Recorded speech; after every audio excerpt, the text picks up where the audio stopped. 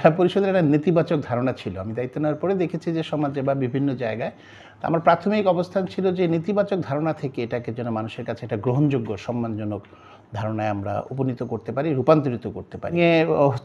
শীর্ষ অবস্থায় আসতে পেরেছি কর্মকাণ্ডে। এটা আমি কর্মপাগল মানুষ। তো অবশ্যই নিঃসন্দেহে পরিতৃপ্ত। একটা পশ্চাৎপদ জেলা পরিষদ ঘুরে দাঁড়িয়েছে, সামনের দিকে দ্রুত গতিতে এগিয়ে যাচ্ছে, এটা তো আনন্দের। এবং আমাদের এখানকার যে উন্নয়ন কার্যগুলোর যে প্রক্রিয়া বাস্তবায়নে আমরা শতভাগ টেন্ডার কার্যক্রমকে নিয়ে গেছি ইজিপিতে, একেবারে ইজিপিতে। ফলে এখানে আপনার দৃশ্যমান কোনো সহায়তার যেই বিশৃঙ্খলা ছিল সেটা আমরা দূর করতে সক্ষম হয়েছি।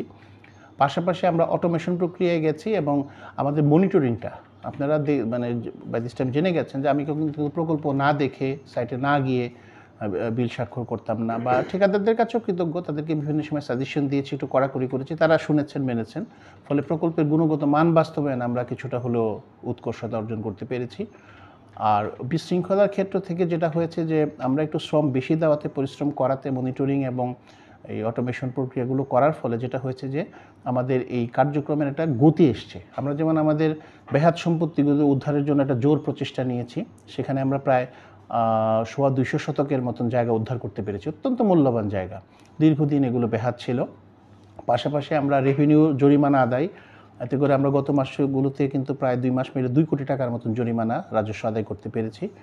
তারপরে আমরা গত এই মাসে 15 কোটি টাকার এফডিআর করতে পেরেছি প্রচলিত বাজারের ব্যাংকের সেই ইন্টারেস্ট রেটে।